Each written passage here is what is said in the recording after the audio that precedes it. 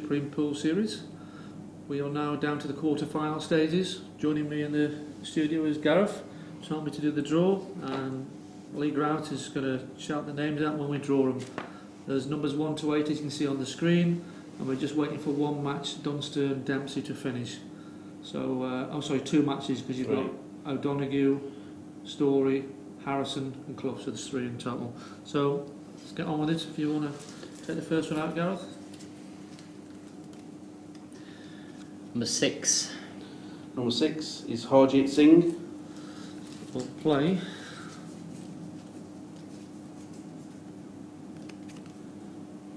Number 7. That's Phil Harrison or Lee Clough. The draw will be as it comes out now. It's a straight knockout. Number 1. Mick Hill.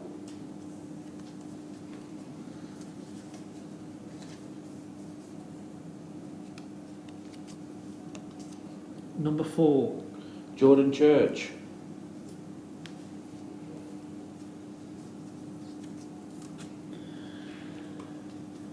Eight.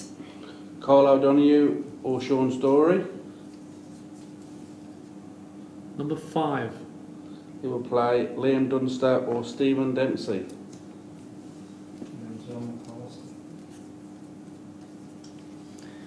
Number 3. John McAllister. And the last one, number 2. Rona McCarthy. Rona McCarthy. So let's have a look at the lineup. Harjit v Phil or Lee Clough. Mick Hill, Jordan Church, O'Donoghue Story, Dunster Dempsey, John McAllister and Rona McCarthy. What's your thoughts on those guys? I think there's 2 standout matches. I think Mick v Jordan is a standout match, and I think the bottom one, John McAllister against Rona McCarthy, is a standout one. I think the draws come out pretty even. And I think that, I think it's even. I think there's two standout matches. Obviously, we don't know if it's going to be Harrison or Clough, but if it is Clough, then you have Harjit against Clough, and the winner of that. So I think both sides of the draw there are pretty even. Yeah, it should be a good final, whoever makes it through. Anyway, we're just waiting on those last 3 matches. We'll get going as soon as those matches are over. We're going to turn it straight around and get on the quarter-final. So good luck, everybody. Hope you've done well in the Calcutta and enjoyed all the bets and the series so far. We'll see you soon. Yeah, and I think maybe just one thing to mention on there is, now we're obviously at the quarter-final stage. There's no second chance anymore. Your mindset is obviously completely different to how it's been for the rest of the tournament. You know, at the start of the tournament, you've got that luxury of having the second life, and you're playing with a little bit of freedom when you haven't lost. Now, obviously, for me, when you play in a format like this, the tournament almost starts again. Your mindset is the tournament starts again. So it's like you play for 2 days to get to this point, and then it almost starts again now. The quarterfinals, single elimination, no second chance. So now it's time to sort of, everyone knows that there's no second chances. You have to play your best pool, or you're on the motorway. Yep. Okay. We'll wrap up there then. Single elimination, 1st to 11, all the way through. Best of luck, everybody, and tune into the matches on YouTube or on Plays Pool Events. Thanks very much. See you soon.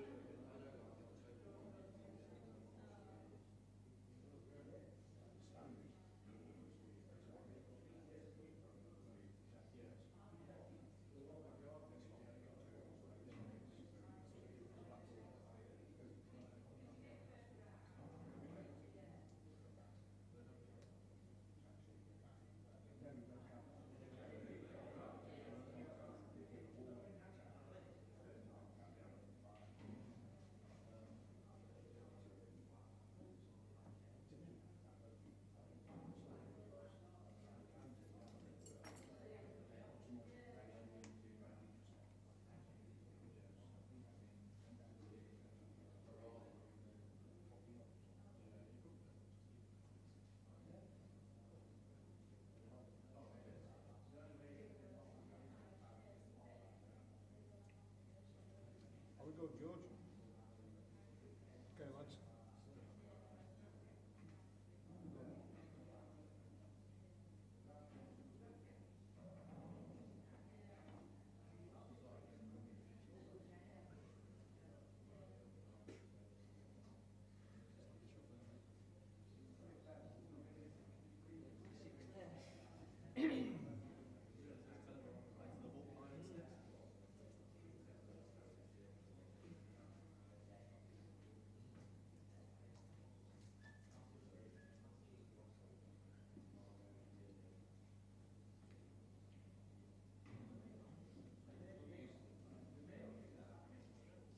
Frame 1, Jordan to break. Time running.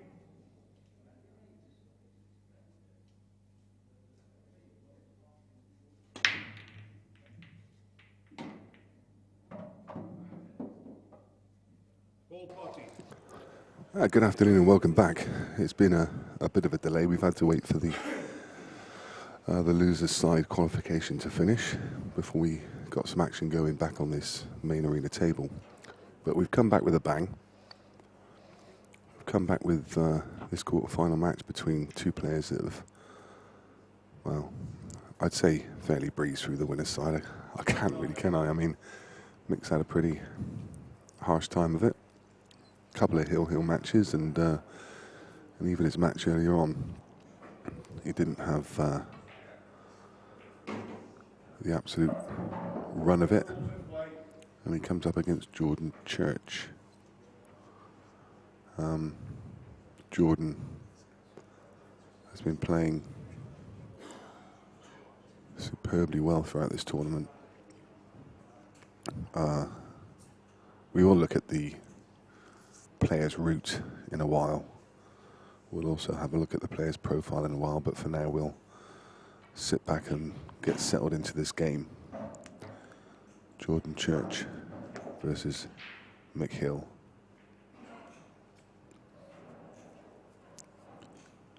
What a game it promises to be.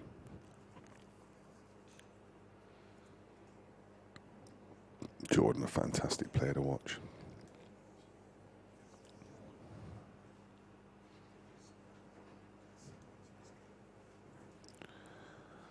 Smashing guy as well. If you ever heard him commentate before, quite a character, very funny.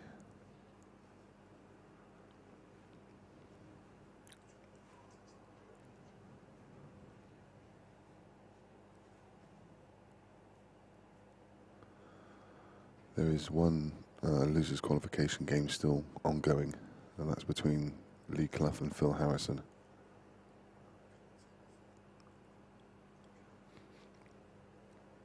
All the quarter-final matches are on stream, so choose which one you fancy.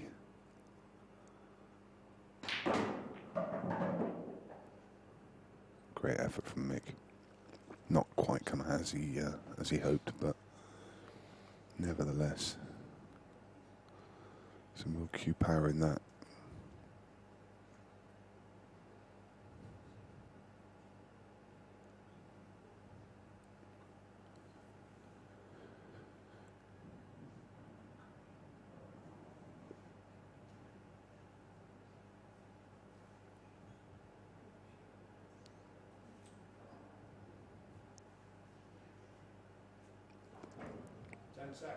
So if you want to keep up to date with all of the scores, you will find them on qscore.com.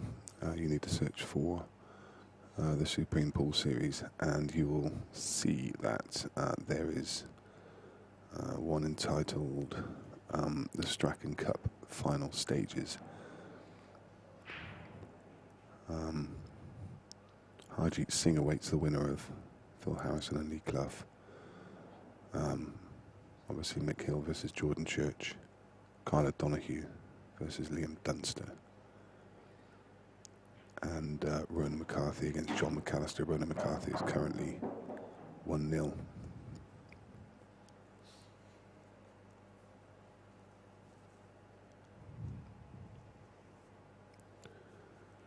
Still hard to pick a winner in this tournament.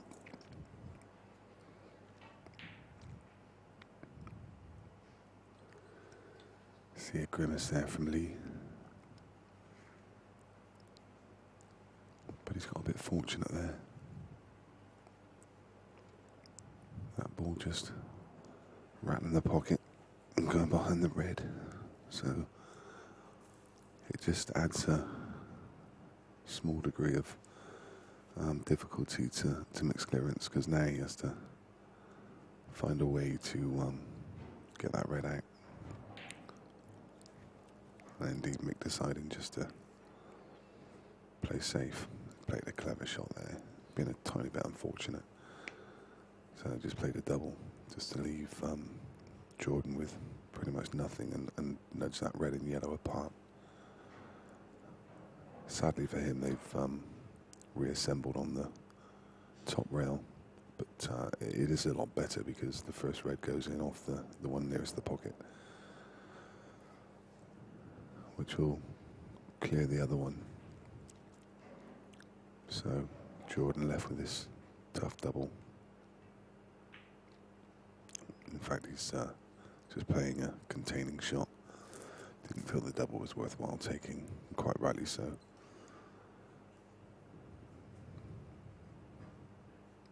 So just trying to tie up one of Mick's balls while making sure that Mick's got no open shot.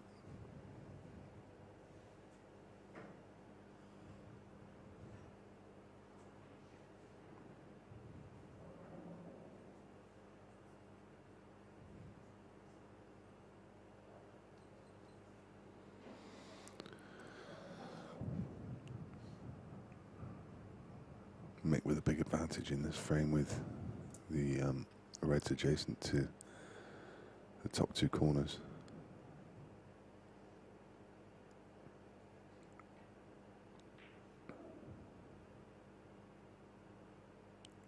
That's a nice shot. Yeah, Mick tapping the table in recognition, and half an inch more pace on that and the red would have dropped and it would have been curtains.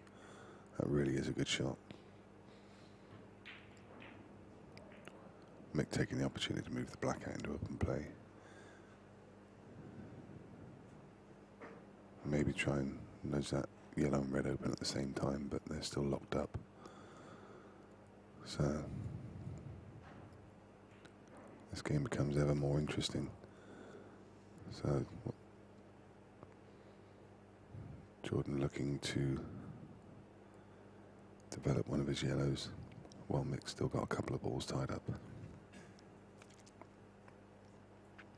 Don't expect too much technical play in these frames, but both players are good tacticians.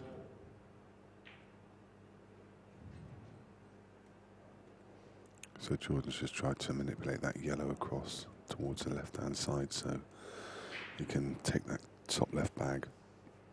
But, just came up a bit short.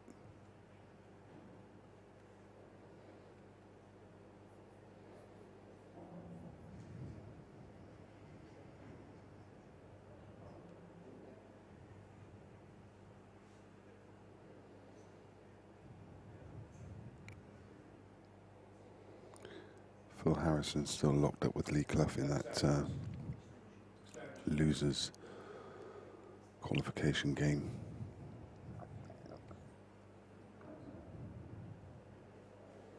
Sadly, we couldn't bring you the stream for that one because we had to keep the 4 stream tables available for these semi-final games. Sorry, quarter-final games.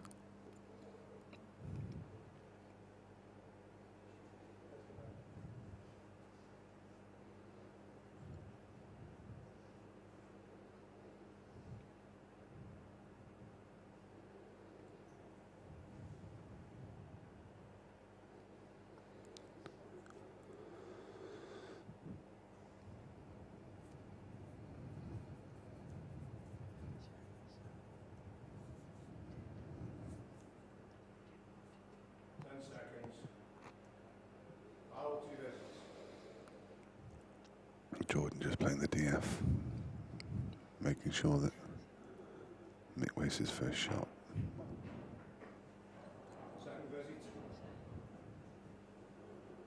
Mick just opening things up.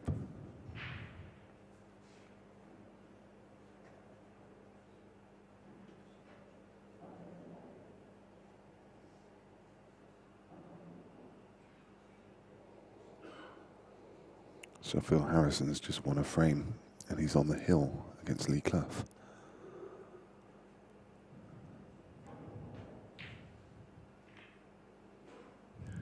And again, Mick playing a very clever shot there. Just releasing those two reds and knowing that he was pushing the yellow up towards the pocket that he's got the goalkeeper in. Just making life a bit tougher for Jordan.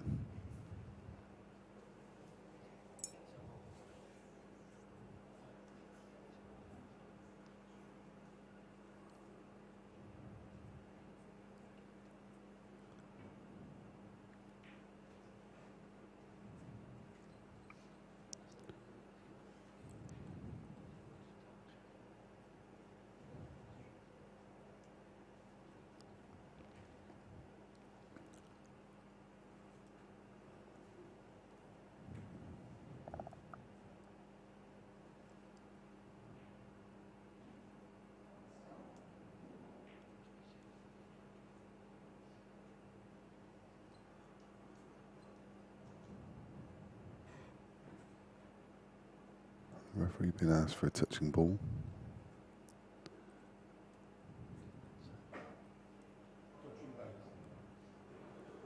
And he says it's touching both.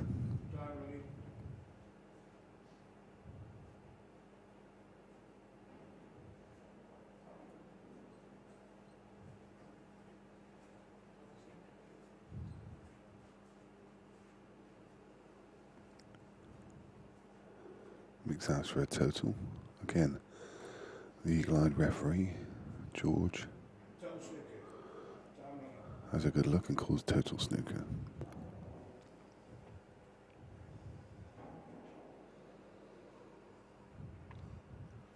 Oh, you can see Mick there. He hit that way thinner than he meant to.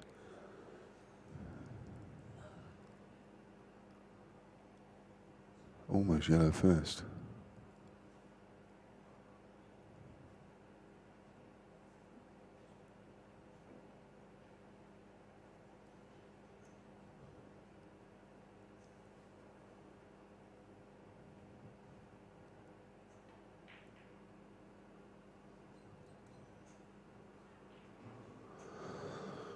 So, Jordan building some goalkeepers around that red. And I can see him at some point trying to manipulate a situation where he can get the black or some of Mick's reds on top of those yellows.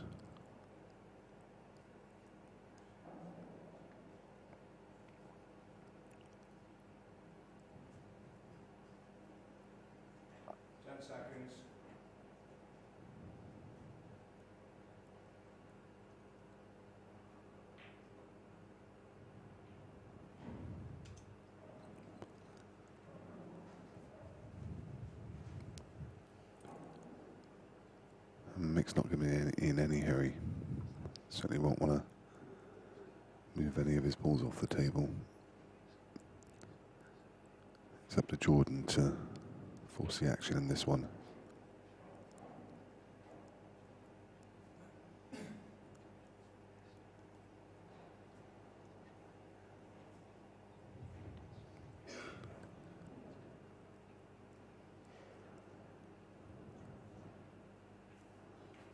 Oh, he just felt that just rolled off slightly.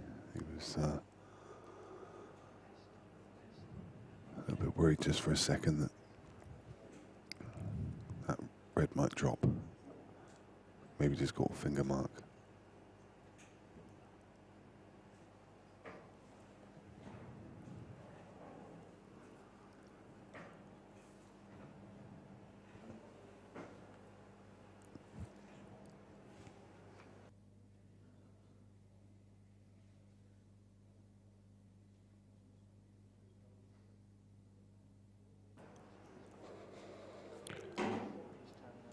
There's a couple of people saying that that it's quiet on the commentary, so I don't know if that's at your end. If there's lots of people that it's a problem with, then we'll look at it. But only one or two saying it out of the many watching, so let me know if you're having an issue. I can't talk particularly loud because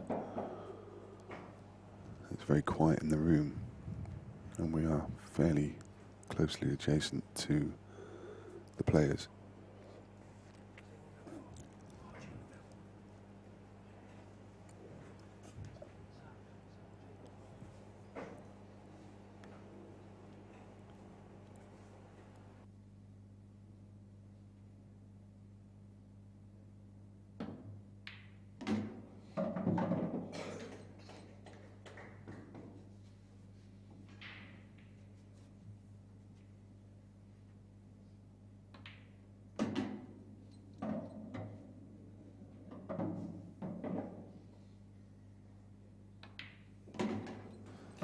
Yeah, lots of people saying the volume's fine, so I think quite possibly for the few it might be at your end. It seems like the output's okay.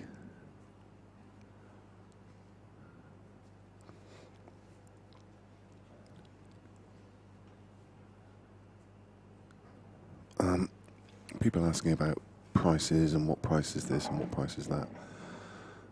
If you go to the Players Pool Events page, if you haven't already liked it, why not? So Players Pool Events page, and you'll see a post there from Jed Ronan, who is the event bookmaker. It's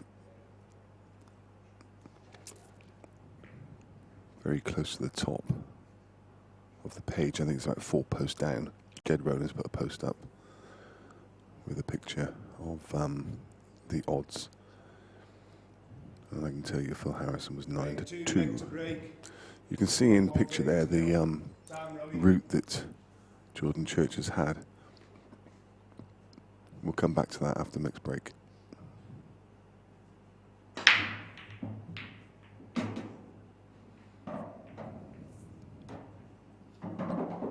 Ball plotted. Big break from Mick. Noticeable he was breaking well this morning, although it did dry up a bit on him halfway through the match. Yellow ball's nominated.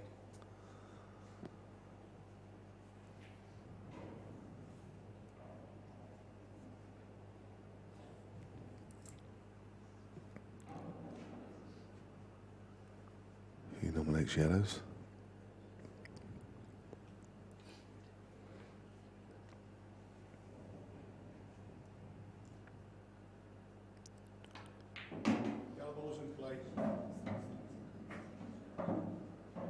And this could quite quickly turn into 2-0.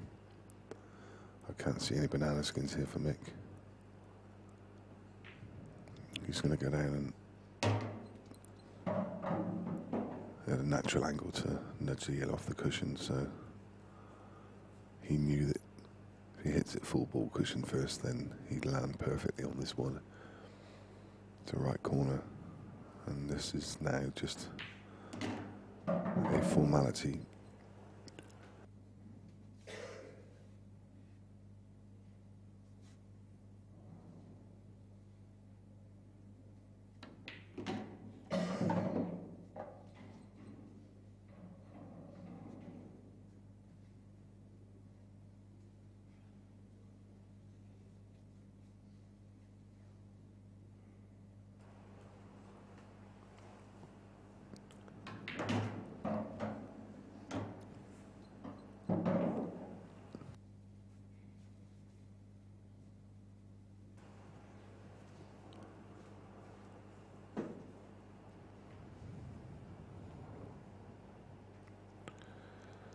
The Phil Harrison against Lee Clough match has disappeared off the screen, so I have to assume that Phil was on the hill, that he's won that one.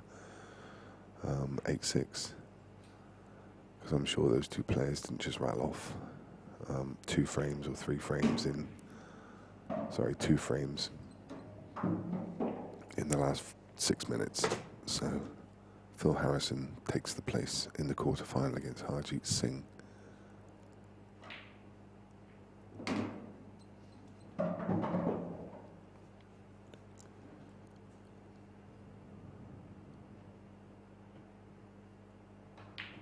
Again, it looks ominous.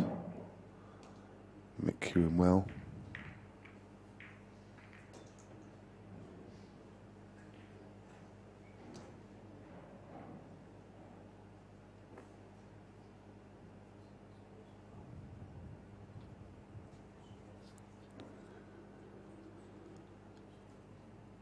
And there you see the arena.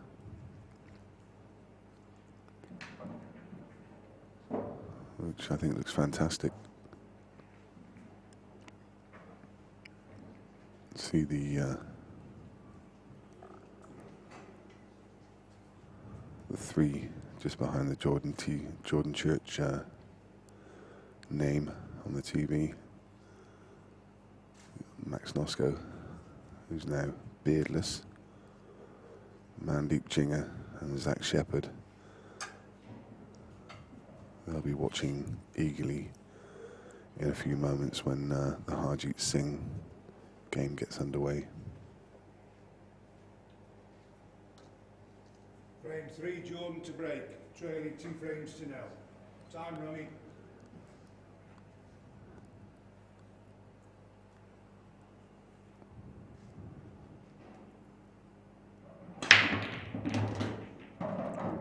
What a break. What an absolute beast of a break. Balls potty. It's usually the set, because whatever you do, the black's going to be the only problem. You can take reds, pop this red to top left and just nudge the black over, but the trouble is, he's going to be taking a risk there, because the black's going to be tracking. It does pot, but he needs to judge the pace perfectly. Yellows in play. For that reason, he's going to choose yellows. Probably rightly so, because he can play that shot and release the yellow.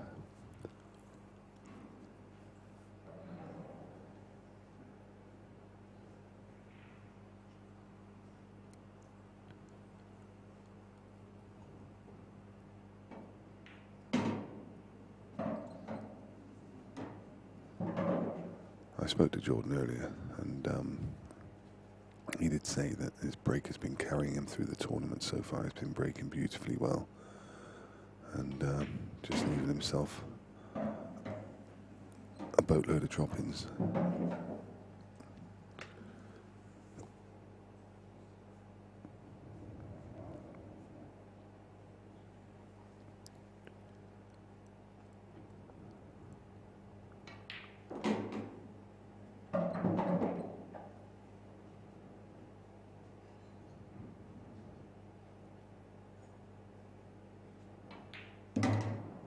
I'm going to take a look at Jordan Church's profile. He's 30 years of age. He uses a Burrows and Watts cue, but David Bowen is making him a new one. Well, in fact, he said David Bowen's making him a new one for June, so whether he's actually using his new cue, I'm not sure. He uses 8mm ADR 147 tip. Pool achievements: the Junior World Champion twice, World Masters runner-up, IPA Tour runner-up, and England International at every level. Started playing, his parents had a pub, and when he was 9, and Carl Morris came in to do an exhibition with his dad, who was the county manager, and he asked me to trial for the under-18s for some experience. He somehow got into the team and never stopped playing. His greatest influence, he grew up watching Potts Appleton, Hill, Melling, Morris, Twist, Harrison, Kendall. So he always looked up to those players. But he was helped and coached as a child by Carl Morris, Ian Kettle and Ian Hubbard.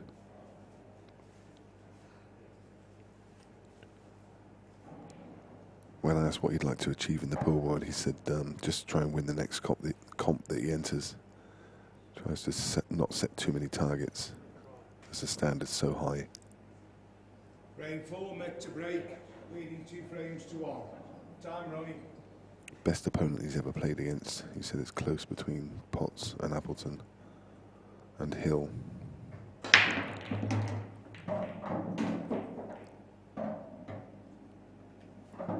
Interestingly, he said when he lost to Mick Hill in the final of the Masters, it was the only time that he'd ever come off a table and felt that he'd been completely outclassed.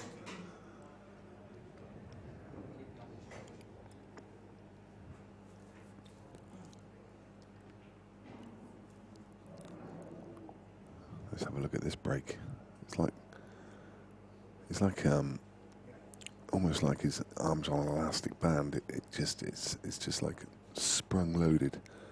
That last pullback of the cue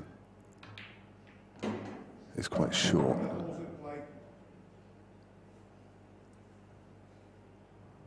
And pulls back forward and smashes into the front ball.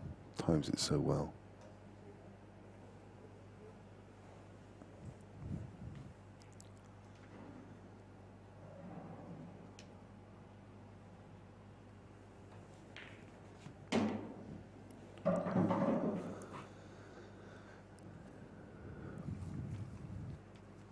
This is pretty much how Mick started this morning in his 9 o'clock game.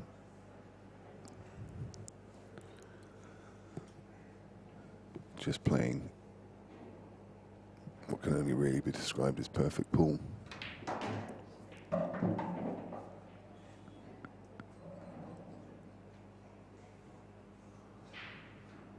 It really is quite flawless. His positional play has been pretty much on a sixpence every time.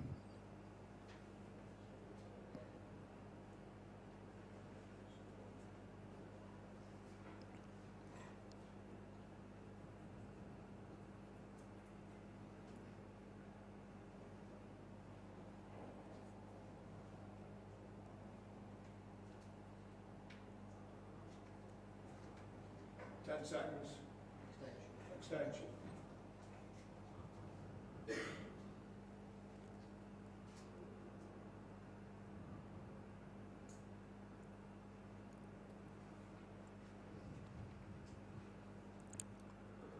Plan B.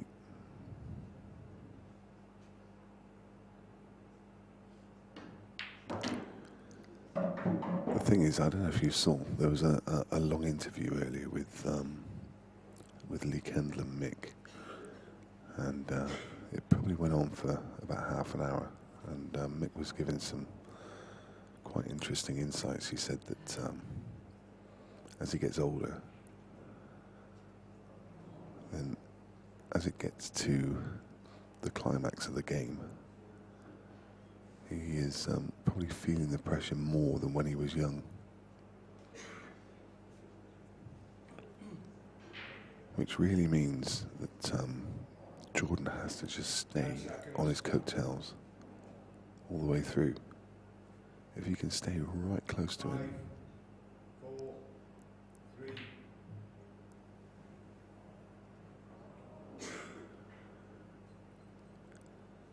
Then he can apply that pressure. If Mick gets away, then obviously Mick's going to feel no pressure whatsoever.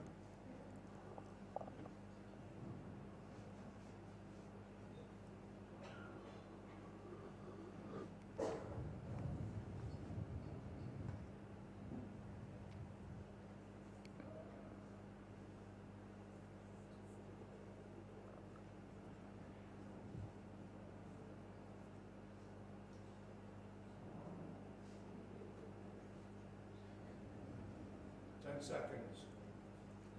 Extension.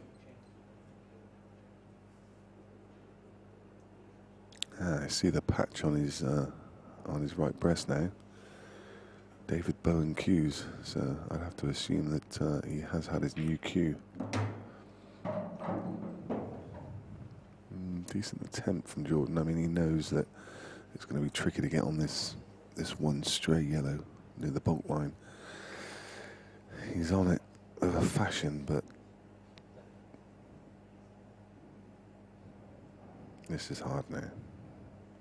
If he can make this, he wins the frame. No. No. If he doesn't make it, conversely, he concedes.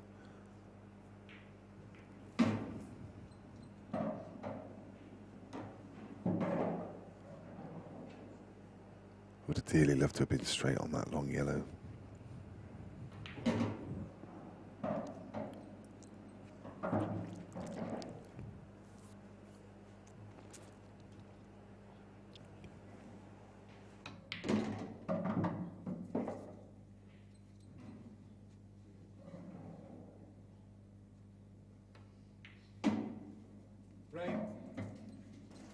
Yeah, so Mick is 3-1, and all the time the pressure mounts on Jordan. His break just becomes more important every time. He has to.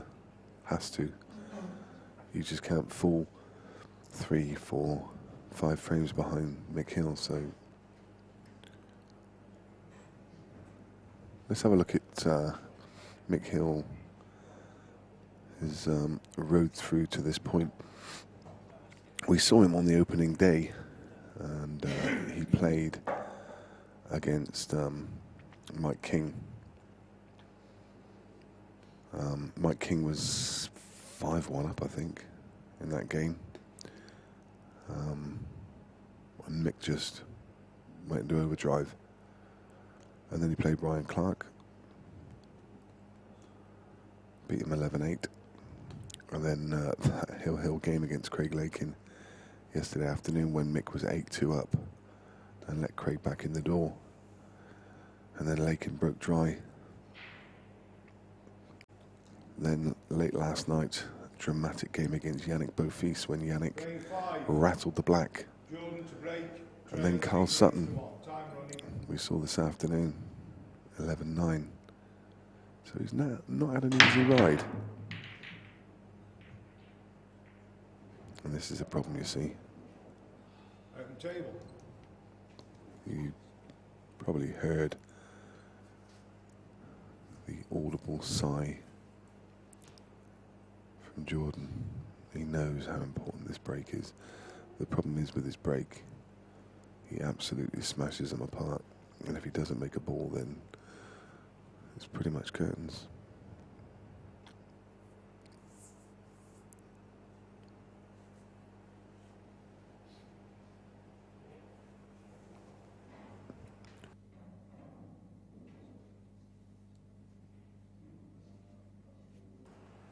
Seconds.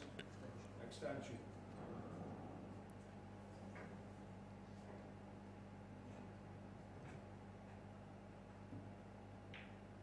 The elbows in play.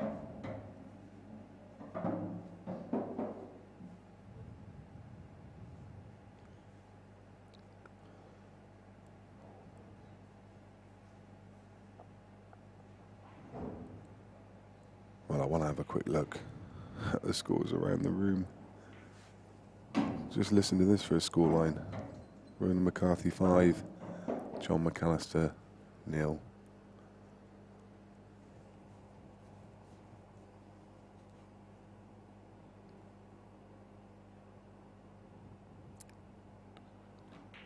Ronan's on fire.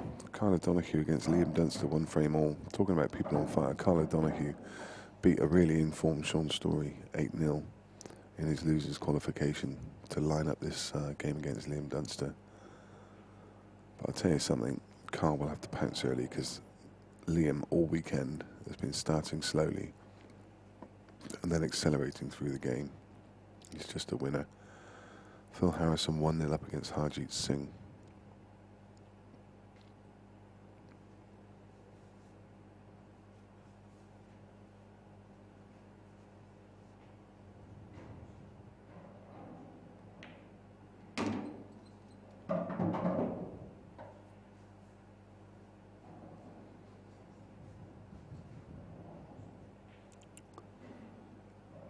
Ronan McCarthy has fairly carved his way through this field.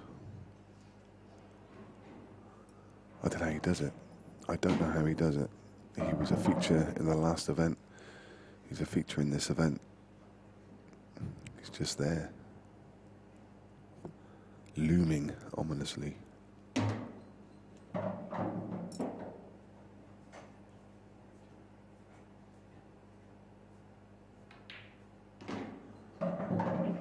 Clinical stuff from Mick.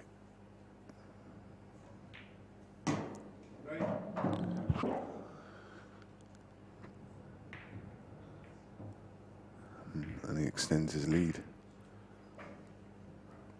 It's now 4 frames to 1.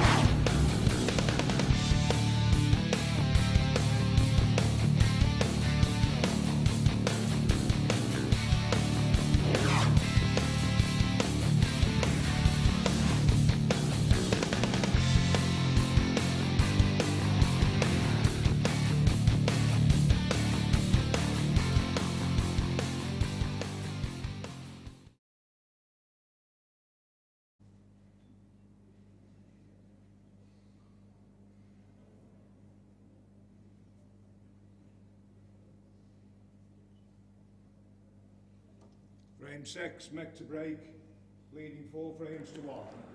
Time running. Mick to break, and Jordan very reliant on Mick going dry. He hasn't looked like it so far.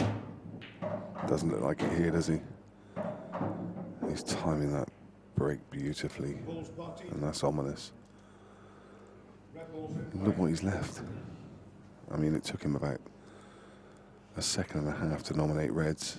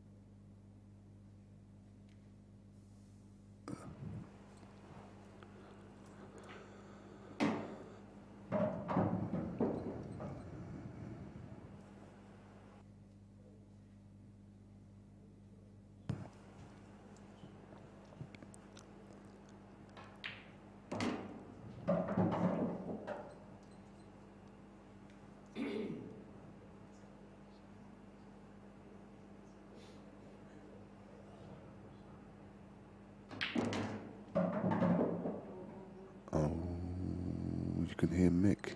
You can hear Mick going, whoa, whoa, whoa, whoa. That's just gone a touch wider than he expected it to. Toast again.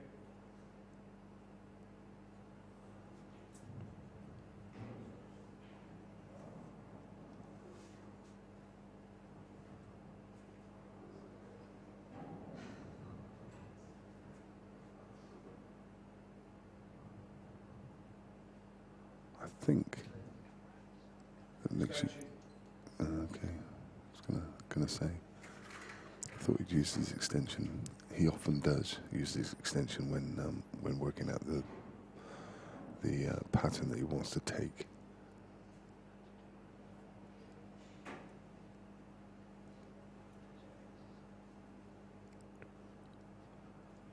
But he hadn't, because he just called it.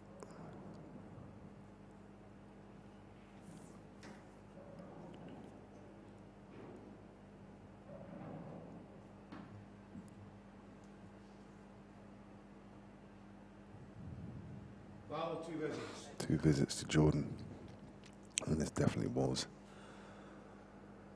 the opportunity that Jordan was looking for to drag himself back into this. Mick's left this one long.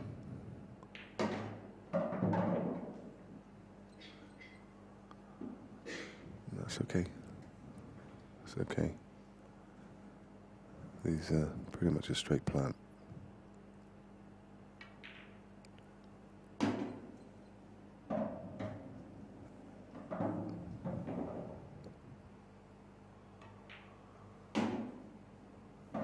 Someone asking about the table size. The table size is 7x4, but that's the outside dimension. The actual playing surface is 6x3.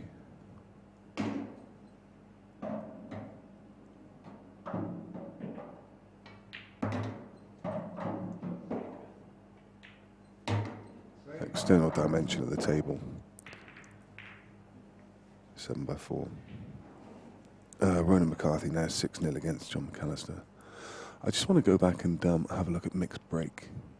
For people wanting to break, maybe can we just slow that down? I just want to see his, the kind of, not so much the result, but the actual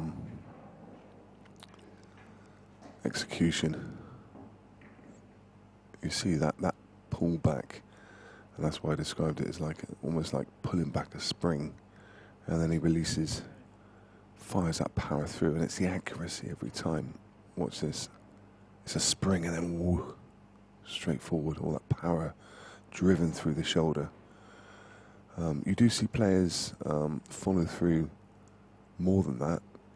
Not an expansive follow through, but so much power generated, but he times it so well and just hits the sweet spot.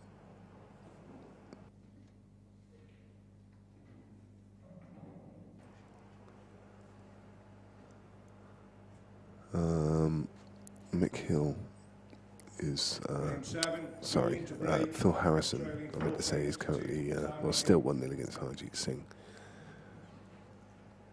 We'll do a similar analysis in a minute on the Jordan break.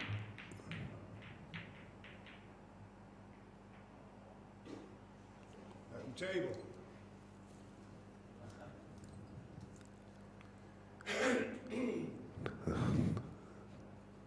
Jordan. Here we go.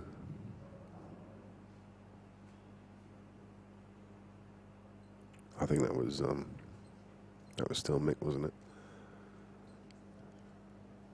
Was that the Jordan break? Was it? Be interesting to see those two together because they look very, very similar.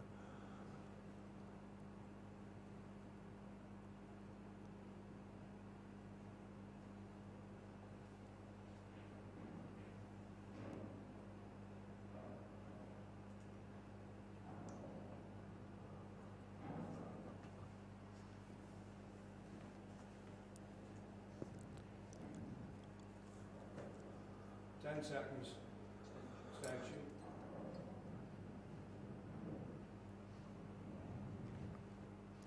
Yeah, it's funny, isn't it?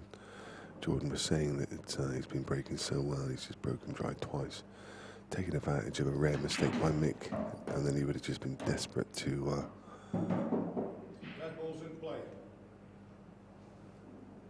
To get something going, and then he comes up dry again. But this is no good for Mick. He's got this cluster of 3 towards the right-hand cushion. The red ball just travelled around the table and it sat on top of the other one. Neither of those go. They don't plant either. So, I'll tell you what. John McAllister's pulled back a frame now, but 6-1. John McAllister is probably one of the most informed players in this tournament this weekend. He's been firing on all cylinders, so I was really surprised to see him 6-1 down.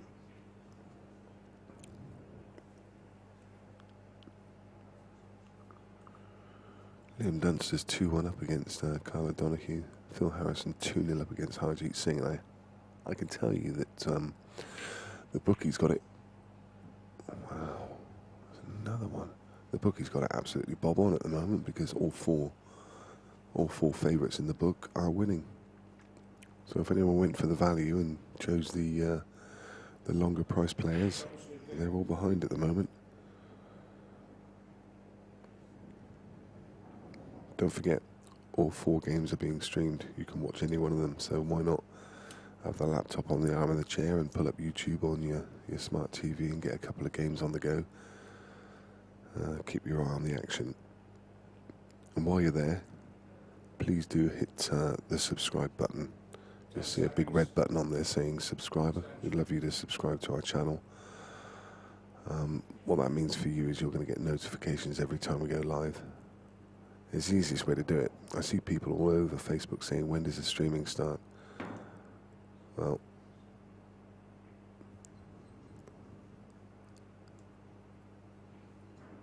you won't need to worry when the streaming starts, because you'll get a notification pop up.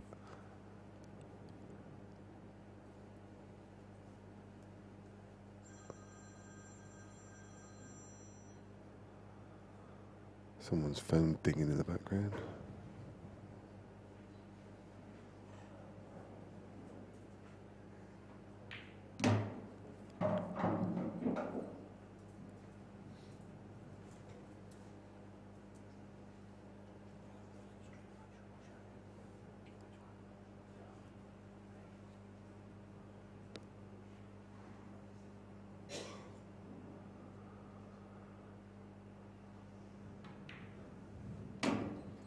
People are still talking about this Supreme winner table. This table is known as a 7x4 table. There are 3 variants that you can buy. You can buy a 6x3, a 7x4, or an 8. I think it's 8x5. Might be 8x4, but I think it's 8x5. No, it is 8x5. You can actually go on to one of our sponsors' websites, Home Leisure Direct, and you'll see all of the Supreme Winner series on there, and you can see all the dimensions. But that is the dimension of the edge to edge outside of the table, not the playing surface. But this is known as a 7x4 Winner Supreme. Supreme Winner, should I say. That's no good. That's no good.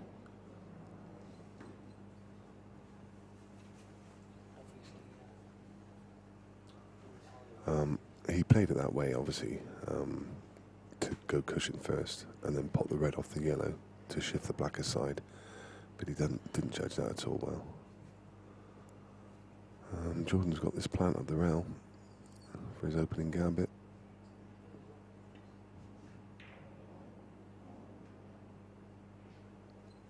So he's not gone for the pot there.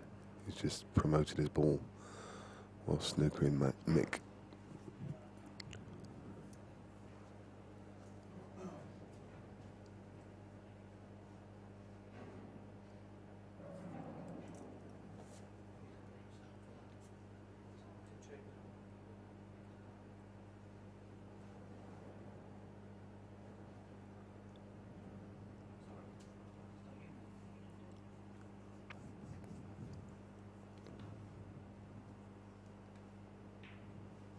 Oh my goodness, he's not played that.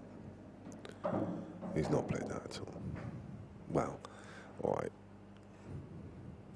Do you know what? I might be doing him a disservice there. I might be doing him a disservice. Maybe he has played it. I thought, because he's got such a wry look on his face, as if to say, how unlucky am I didn't nudge that yellow aside. I thought he got so close to that red over the middle, I thought he was trying to clip that one in. But actually, I think he has played that. Which is a really audacious shot. This is another really audacious shot. He's trying to double the red in off the yellow to knock the black out.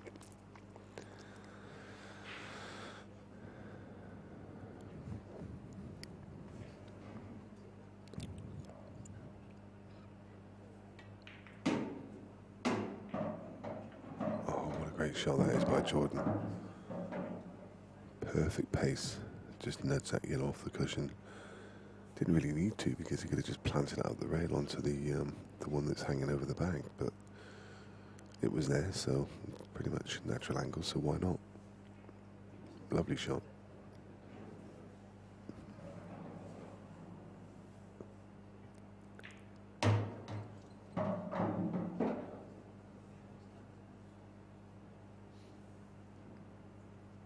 going to use the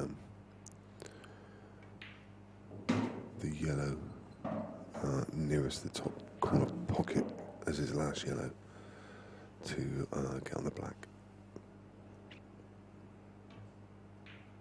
What he's going to do is he'll leave a nice angle where he can play that thin, just run across the face of the red.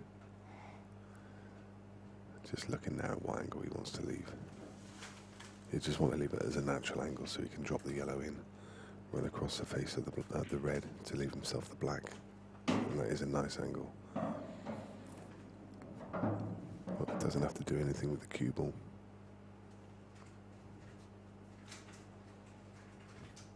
It's naturally going to drop across. You can see he's not imparting any side whatsoever. There you go. Oh, he's giving it a close look to see whether it goes. I hope it does for his sake, otherwise you should have looked at it way earlier. It does indeed.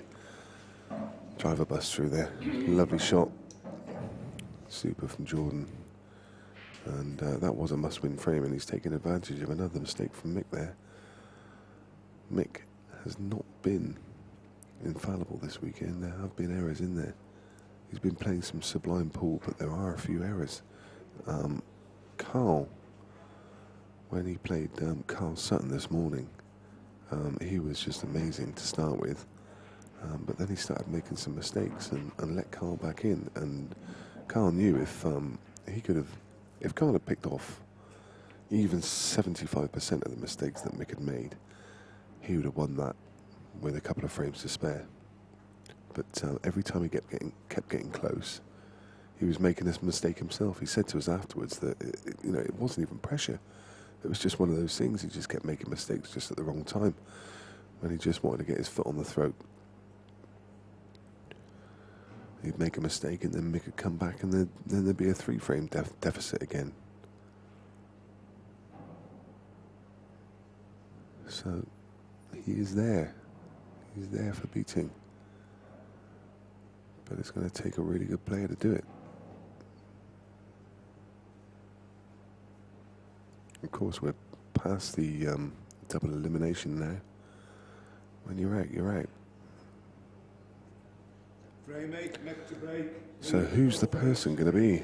Somebody needs to step up and win 3 more matches to become the winner of Event 2 of the Supreme Series. Who's it likely to be? Who do you fancy in the chat box? Yellow ball's in play. Who do you fancy? Phil Harrison. I'll tell you the scores. Phil Harrison's 2-1 up against Harjeet Singh. And Harjeet Singh's been an absolute revelation. He's non-elite. He's currently won his Kolkata backers 8,600 quid. And I'm not even going to start to go through the people that he's knocked out this weekend. We might look at that a bit later on. Carla Donahue, after getting beaten by Ronan McCarthy going into losers qualification 1-8-0, he's 2-1 against Liam Dunster. And Ronan McCarthy's 6-1 against John McAllister. So who do you fancy? Rob Dean thinks it's going to be Phil. Stephen Crane says it's going to be Mick. What about someone unusual? What about Harji? Absolute long odds.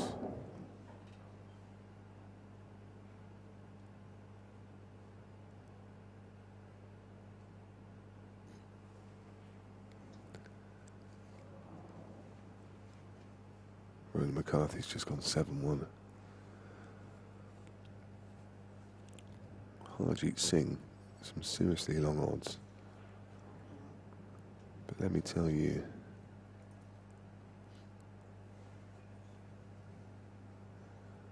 I'm just going to give you, if you think that Harjeet Singh can't win this event,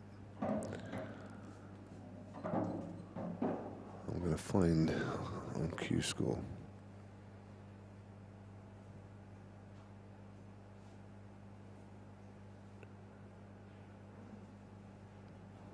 who Harjeet has done a job on this weekend.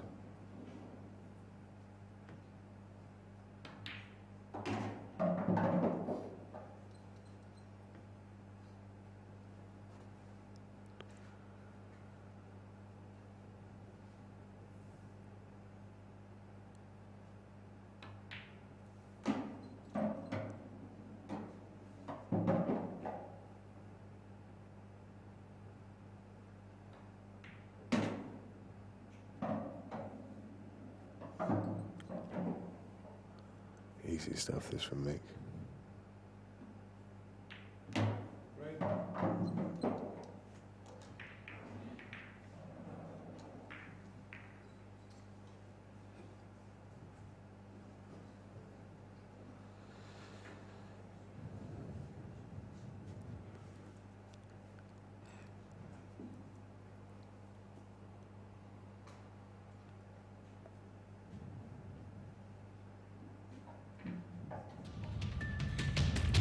So here we go.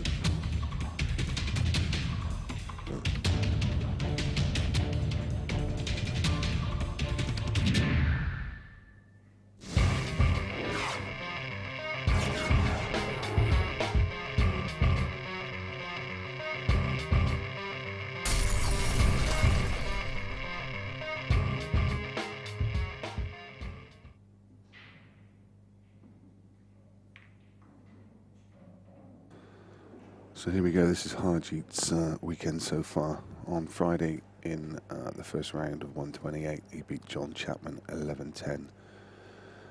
He then went on in winners round 1 to beat Tom Cousins 11-7. Frame 9, Jordan to Then break. in winners round Frame 2, 5, he lost to frame John McAllister Down running. 11-5. He went into the losers section. He beat Richard King. Richard King having already beaten Mike King, so he was no mug. He then last night beat Victorine Labar, one of the French contingent who'd been playing really well over the weekend. Then this morning he beat Dean Richardson in losers round 6, and Dean had already taken some scalps. Then he beat Jimmy Croxton, and then he beat Carl Sutton. So he's not had a bad weekend so far. He took out Tom Cousins, who's to say?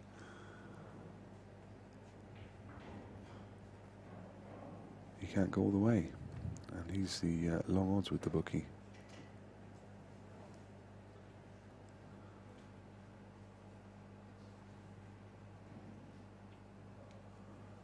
Steve Mitzi thinks it's Mick. Hard to look past Mick, says Mr. Chinful.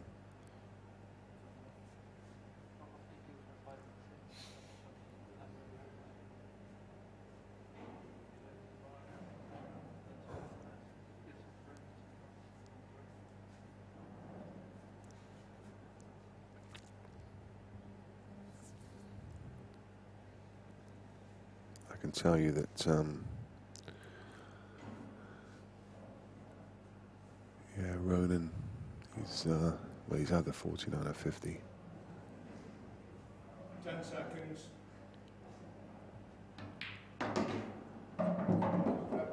Rob Dean offering the offers on Harjeet to beat Phil. No, I'm okay, mate. I'm not saying he's going to win it. I'm not saying he's going to beat Phil, but he's definitely capable.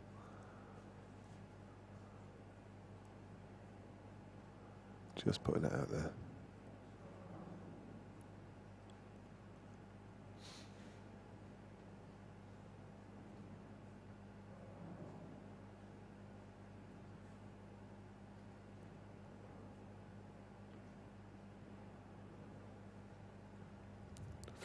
Phil 3-1 up against Harjeet.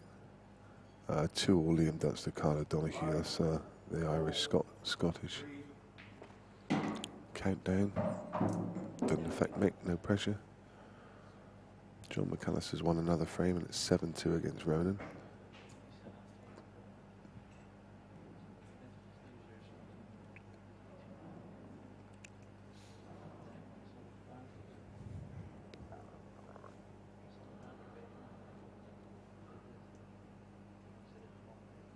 The double elimination is already finished. The double elimination ends before the last 8. You get the winner's side qualification and the loser's side qualification, and that's where double elimination ends.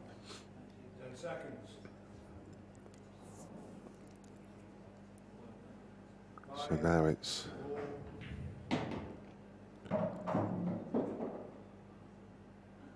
wow, that one's got away a bit.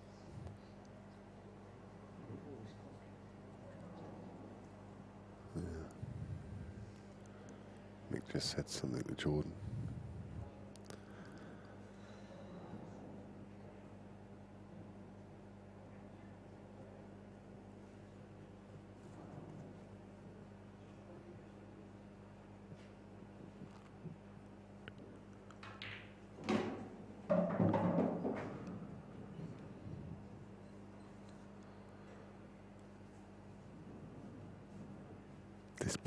looks like it's set to the far knuckle.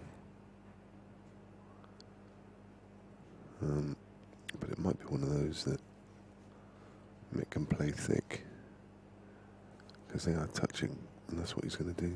Just try and throw the ball. There you go.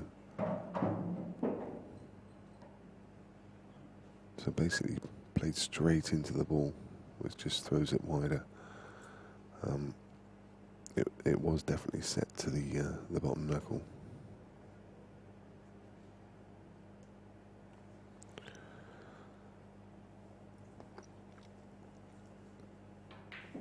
Someone asking about how the double elimination works.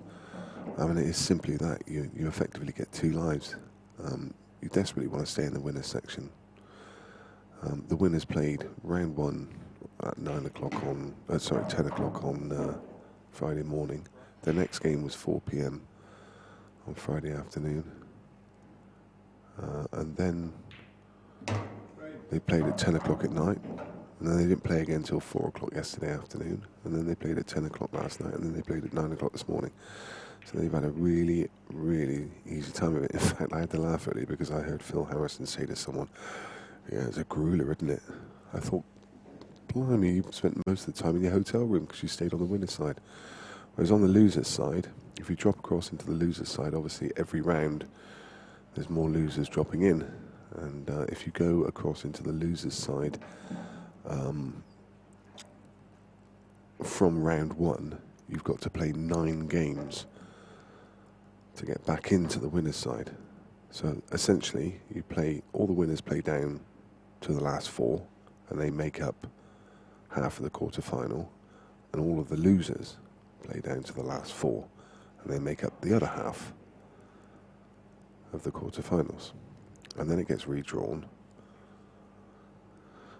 and that's how you've ended up at this point. It becomes a lot easier if you actually look at it on qscore.com. Go to qscore.com and search for the Supreme Series, and you can see how it's all laid out. And you can see how the players... If you want to pick on one player, it's really good actually, because you can press on their name and it shows every bit. It highlights where they are all the way through the draw, who they've played and what their score was. And when you can actually see it kind of drawn out in front of you, I was going to say, is that white staying on the table? Yeah, when you can see it all laid out in front of you, it's easy to picture how the winners and losers side works.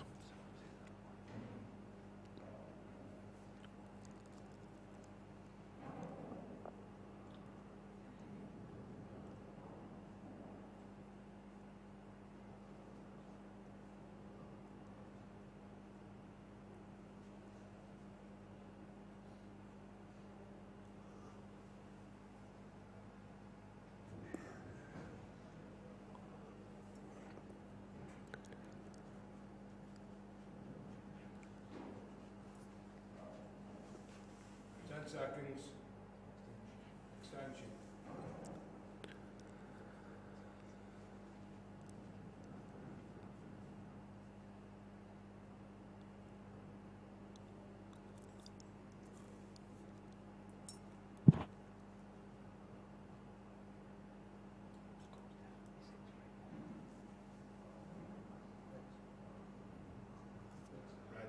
As I mentioned earlier, Mick so often takes his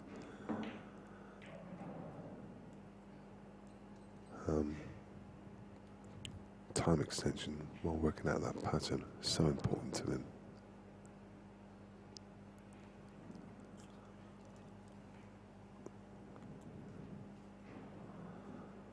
And asking a question about why there's a draw done at the quarter-final stage, you'll have to ask the organisers. It's just a decision they made. You can either seed players and you put winners with losers, or you can draw it, and they decided to draw it.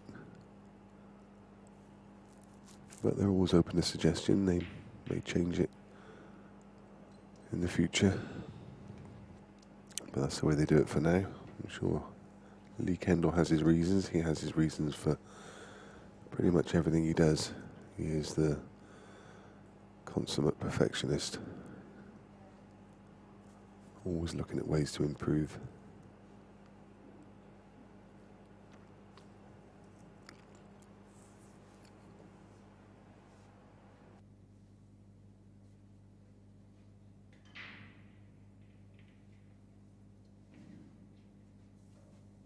Seconds.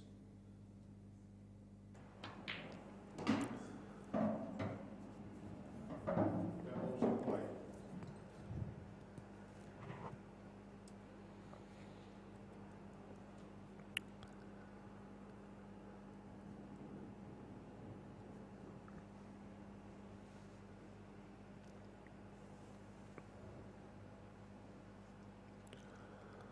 Ronan McCarthy now 8-2 up on John McAllister. Phil Harrison 4-1 up against Harjeet Singh.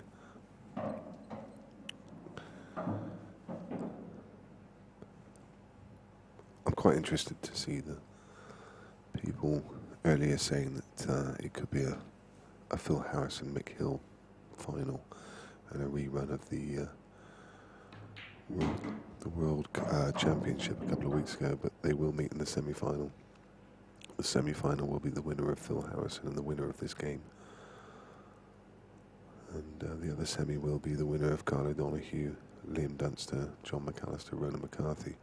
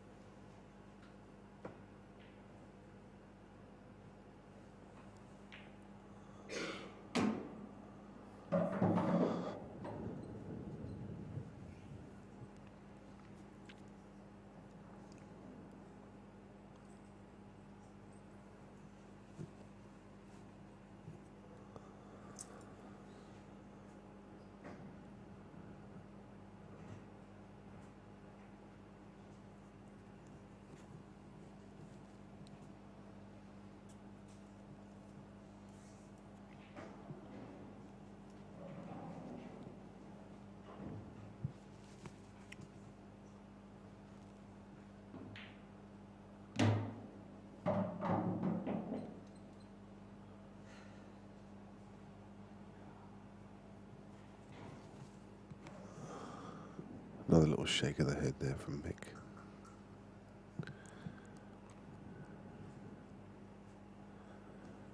Just travelled a touch further than he would have liked, but I think that's just him being a perfectionist. Perfectionist. I think he's absolutely fine.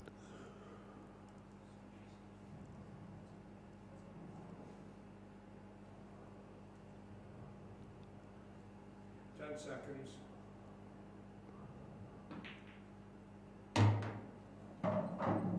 Yep. Held it well.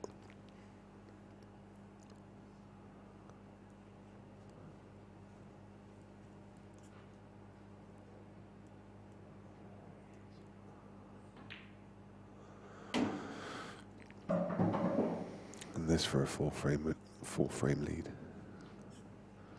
To go 7-3. And you fail to see a way back for Jordan, especially with the way Mick's been breaking. Right. But we've seen it already. I mean, it's been proven this weekend. Craig Lakin did it.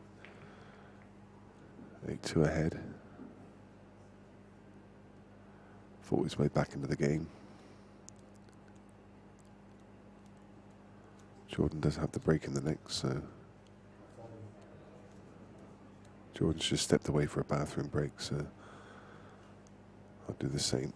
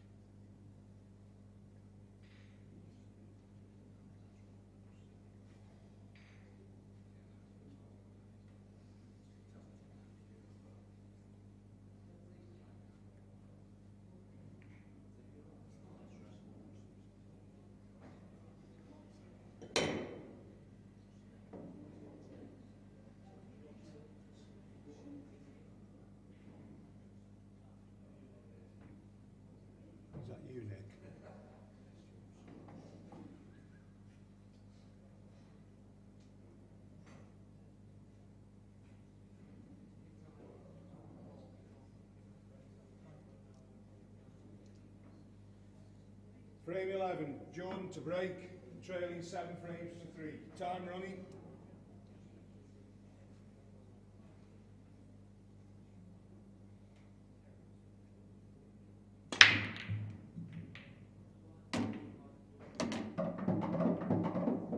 Ball spotted.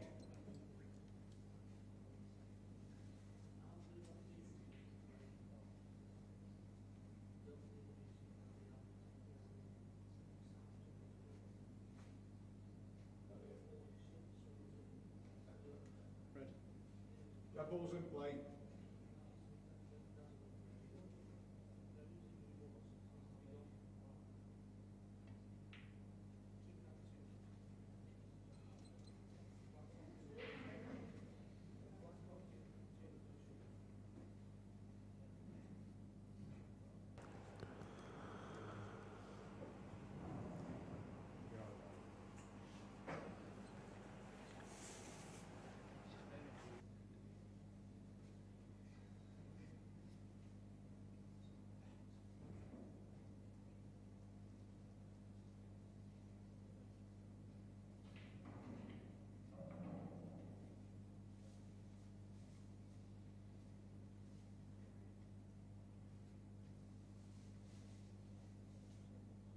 Ten seconds. Extension.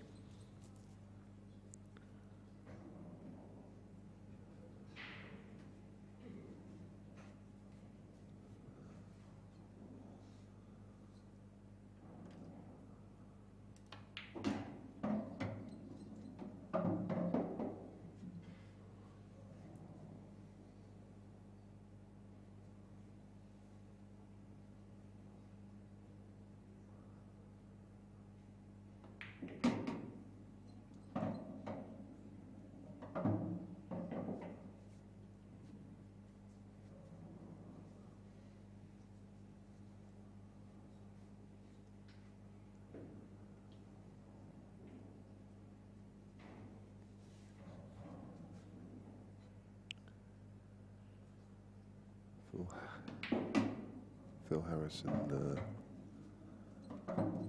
4-2 up against Harjeet. Liam Dunster 4-2 up against Carla Donahue. Ronan McCarthy 8-2 up against John McAllister.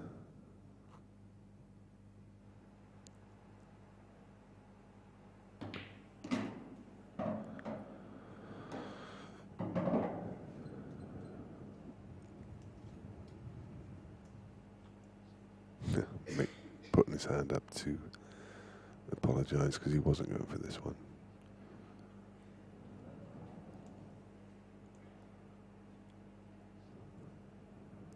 Because if the ball had rolled another half an inch, he wouldn't have had this shot and he would have been struggling.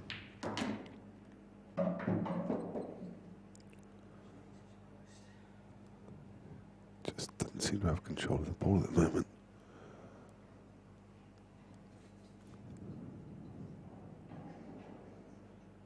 Usually his ball control is the absolute strength.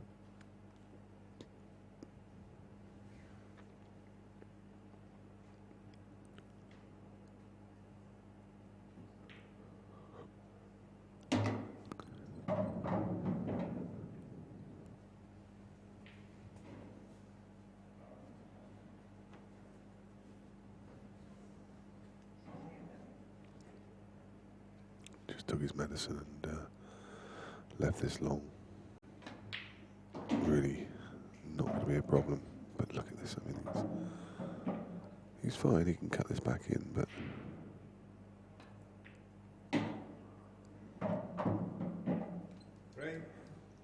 this hasn't quite got the touch that you normally expect from Mick Hill.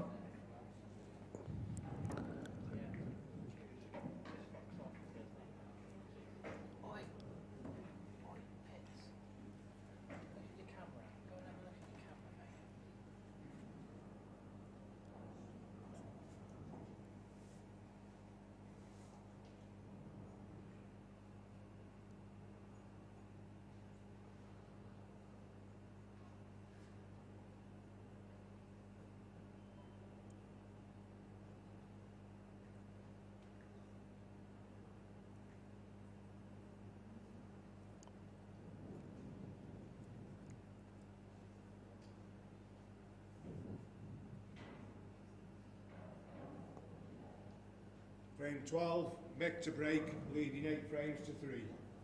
Time running.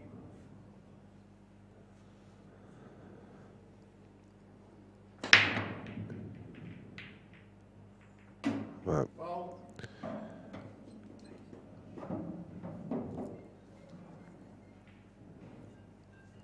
Screwed that straight back and looked as if it was going to hang, but then got kicked in anyway. 1 visit open table. Time running.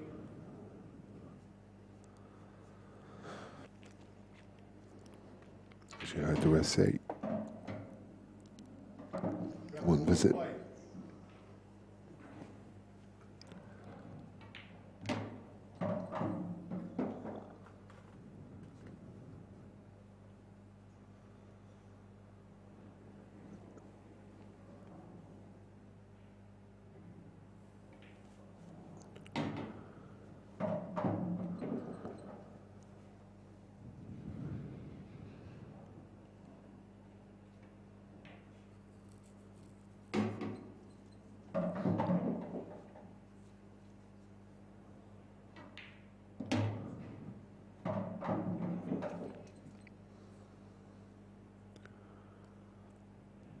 So fluent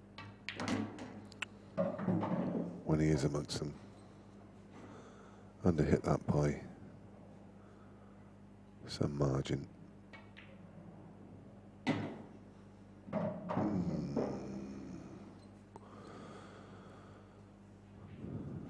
even if he hadn't hit that knuckle, I think that white was going too far.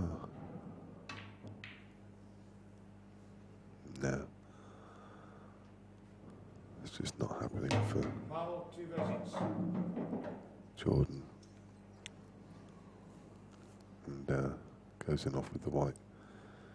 Looks pretty disgusted with himself, in all honesty.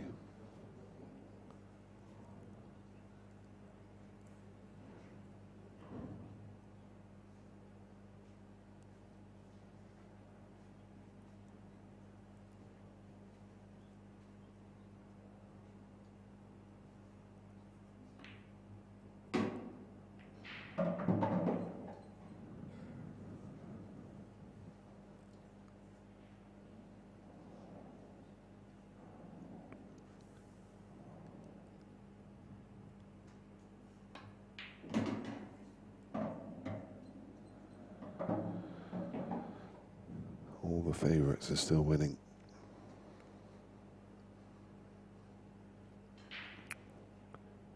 Brendan McCarthy, 8-3. Compromised a touch, and he's just trying to come around and knock that one off the rail. Still, don't really understand why. He's going to lay a snooker.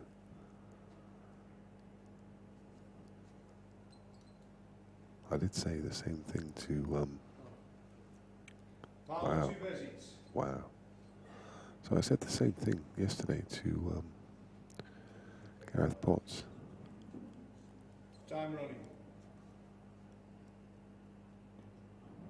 Why are players so infatuated with moving balls off rails, especially on these kind of cloths, new tables, new cloths?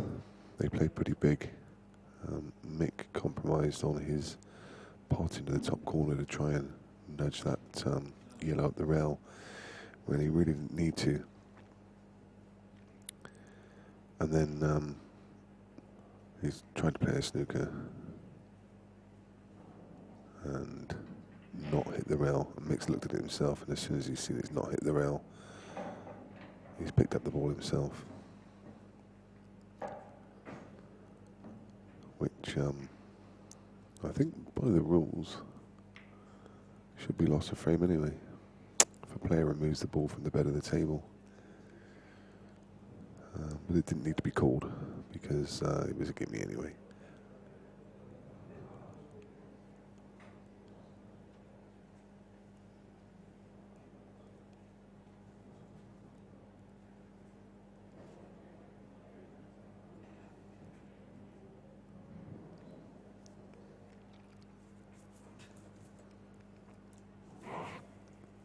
Could that be a big turning point? was 8-2 against Lakin. Frame Lakin 13, came Jordan back. to break. Mick was Trailing 8 frames to 4. 8-3 up Time against running. Carl Sutton. Carl Sutton came back. Could that be a big turning point?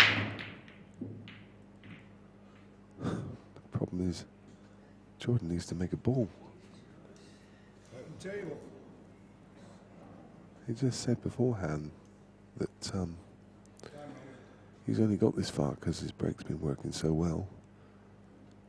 He potted about 5 balls off his first break and he's not made a ball since. He's gone dry in every single break, which you just cannot do against Mick Hill. Look at the split. At least 3 balls rattled knuckles and nothing's dropped.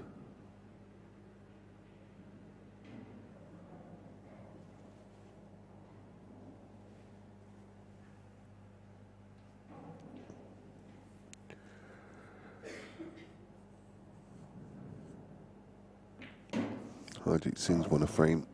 He now trails 4-3. Liam Dunster's won another one and he leads 5-3.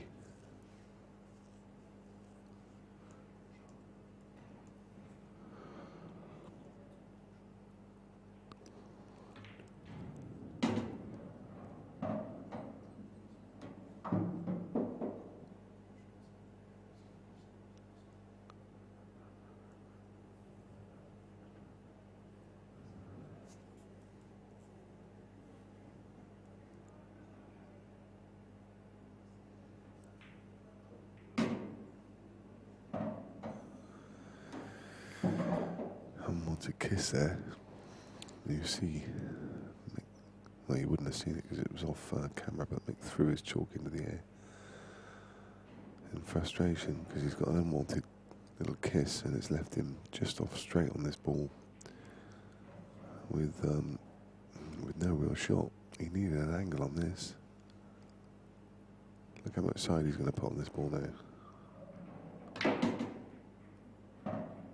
Using his Q power. I mean, it's a decent shot, but he's hampered. It's not getting any easier.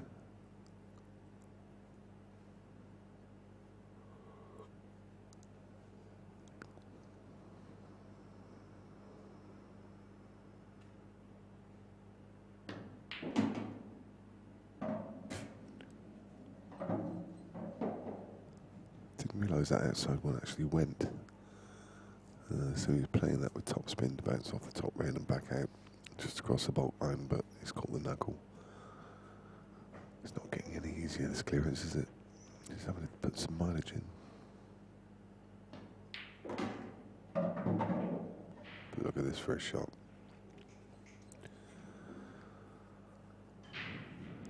Navigated around the balls.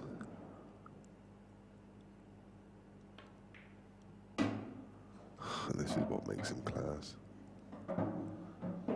This long black. To put one of the first nails in the coffin. I mean, what a clearance that is. What a clearance that is. Kept running out of position, but then just relies on his putting ability to get him back out again. I mean, you know, we talk about an A game and a B game and your patterns. I mean, look at this. Doesn't touch the sides. Clean as a whistle. I know it's a natural angle through around that pack, but you've still got to find it.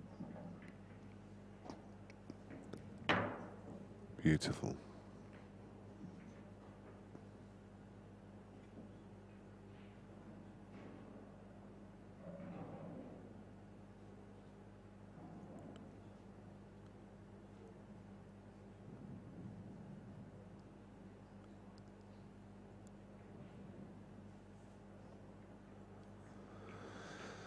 Jordan's just not put the pressure on him. I mentioned it earlier on commentary. You need to get the pressure on him. So when he gets close to the line, he sees you snapping at his heels.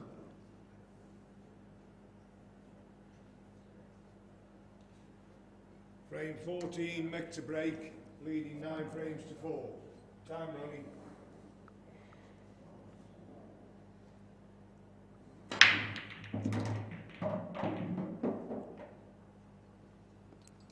Ball spotted.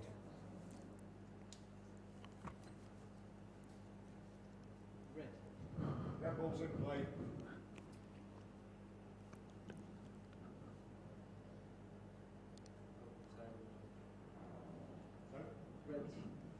Red ball's in play. Oh, sorry. Red ball's dominating.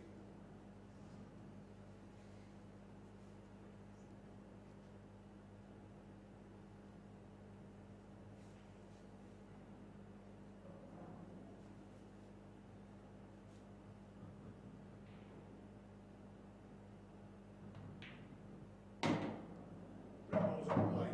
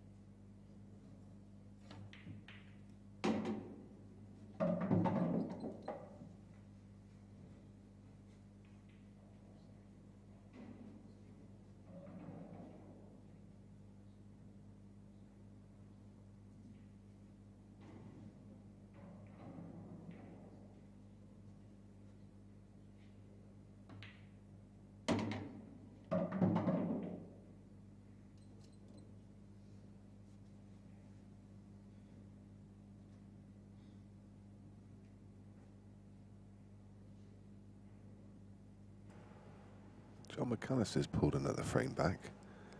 You know, he's not out of that yet. 8 frames to 5 down against Ronan. He's making a valiant comeback. 3 frames on the bounce.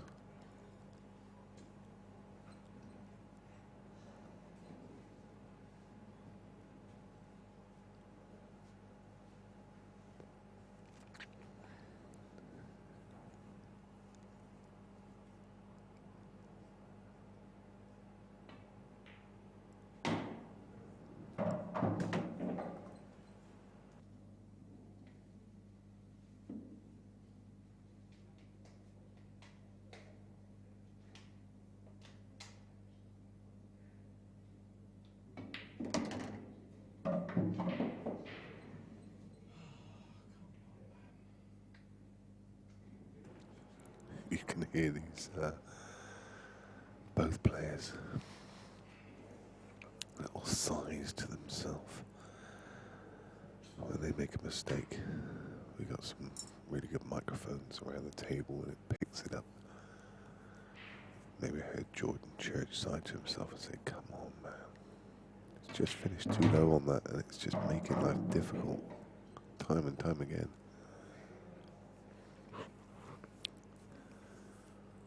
Don't know what he's got here. He's got a reverse double, the one on the right, but I don't think he can do anything with these 2 on the left.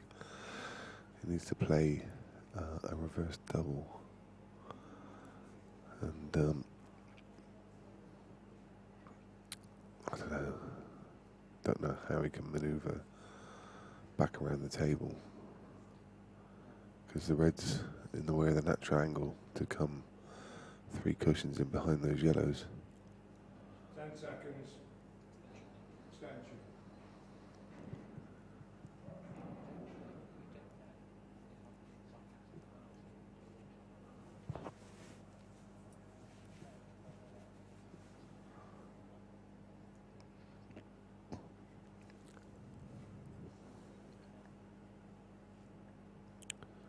Can you punch in between the 2? No. Oh. Why? That's some double.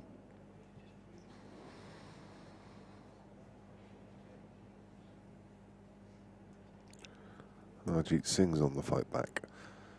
4 frames all against Phil Harrison. Phil not having it all his own way. Phil's been in some tight matches this weekend as well. So we just saw Jordan aim at the inside of that ball just to see whether he could play that into the... He missed it anyway. He's caught the knuckle. He was trying to screw back into that gap, pushing it across the table, but he missed the pot and caught the knuckle. Shaking the head.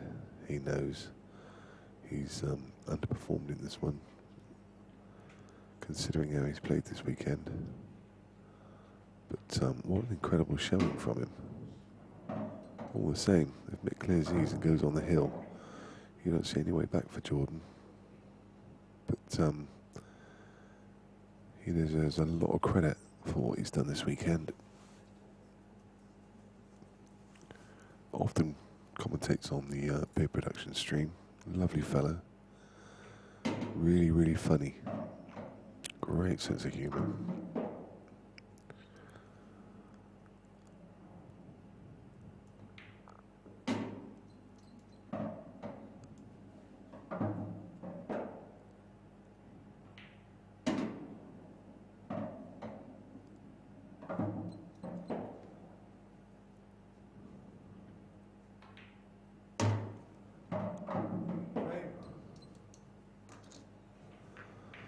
DG saying he's tired watching, can't imagine how the players are feeling. But all your focus into one match and then play another one straight after. I mean, you don't know half of it.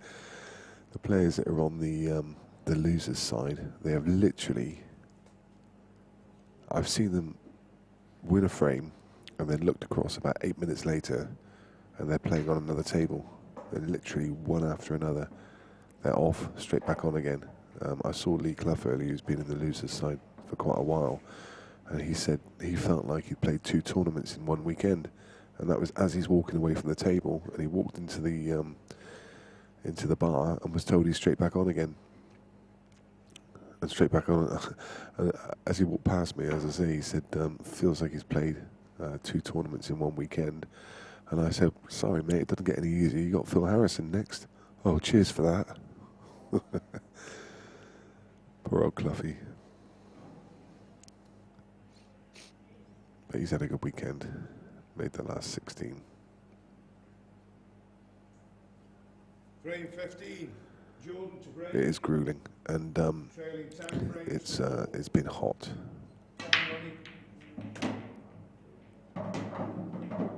Can you believe that? Ball spotted. Jordan has literally said,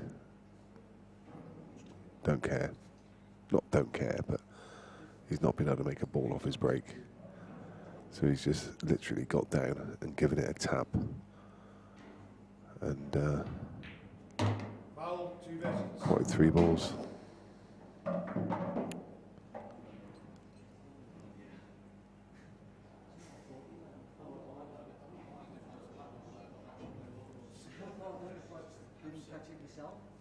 Two visits. Okay,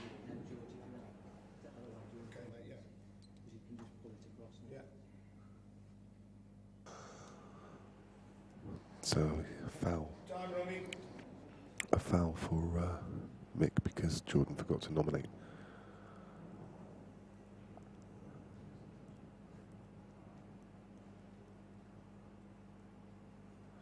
But as it happens, he went in off anyway.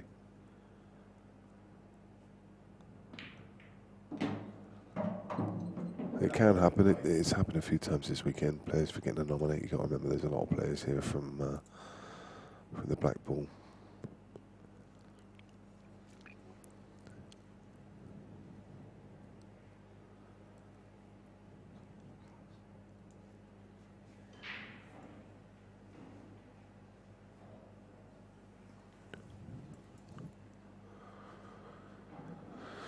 Mick Hill on the hill with 2 shots, and this is last rights.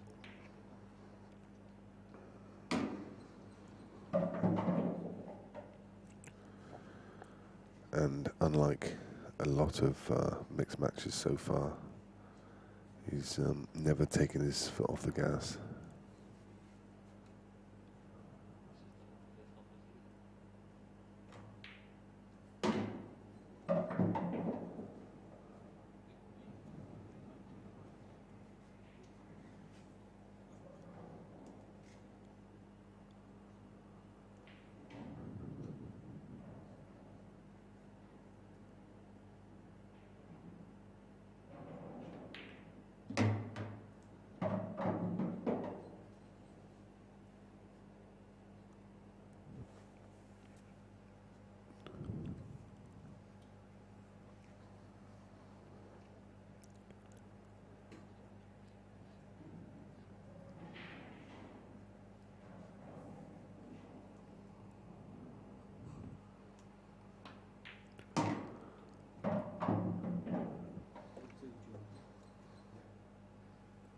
Mick just confirming with the referee that he's still got 2, and he does indeed.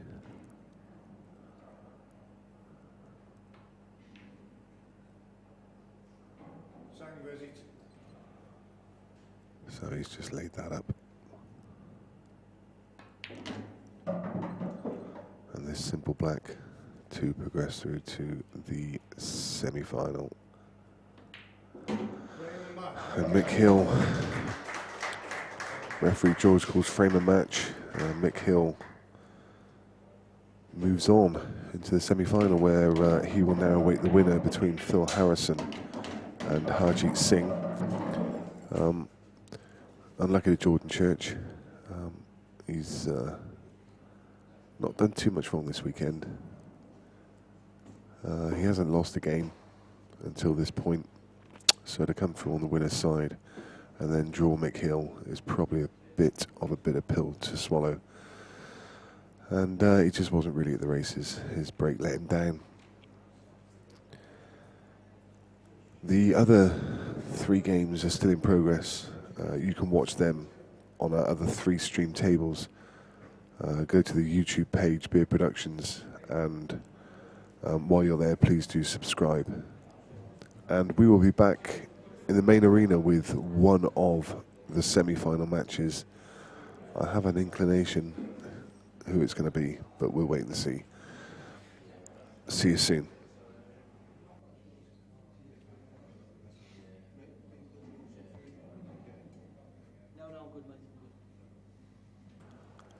Lee Kendall's just said that he's going to pop in and do a quick interview with Mick, so stick around for that one. They'll be coming up in just about a minute.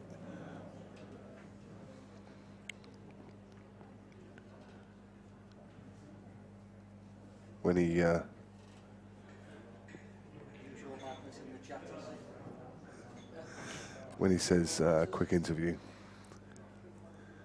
that probably means about 20 minutes.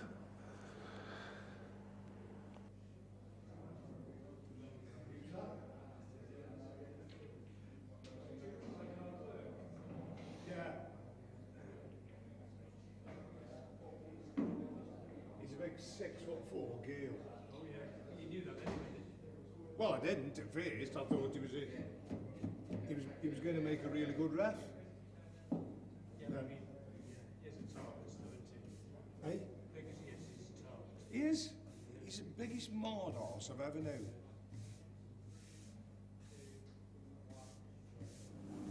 We have our first semi-finalist in the Supreme Pool Series. Event number 2 is the Strachan Cup.